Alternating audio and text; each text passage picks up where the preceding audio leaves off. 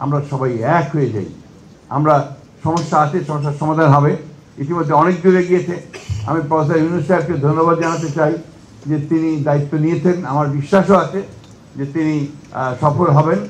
আমরা আসুন আমরা সবাই মিলে তাকে সাহায্য করে, আমরা নিজেদেরকে সাহায্য করে আমরা শান্তি। তবে একটা কথা খুব জোর দিয়ে বলতে চাই, গণতন্ত্রের কোনো বিকল্প নেই এবং গণতন্ত্রকে চাপিয়ে দেওয়া যায় না।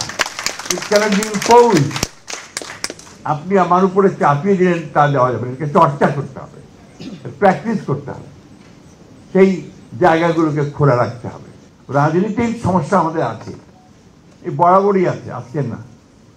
150 বছর আগে যখন ব্রিটিশরা এখানে শাসন করতেন তখন ওই একই আবার রবীন্দ্রনাথ আনতে হয়। রবীন্দ্রনাথ বলছেন, কাগজ নেড়ে উচ্চস্বরে পলিটিক্যাল তর্ক করে, মাথায় ছোট বহরে বড় বাঙালি সন্তান। পলিটিক্যাল তর্ক করা এটা আমাদের মজ্জাগত। আমরা আপনার চায়ের দোকানে বসে রাজনীতির কথা বলবো।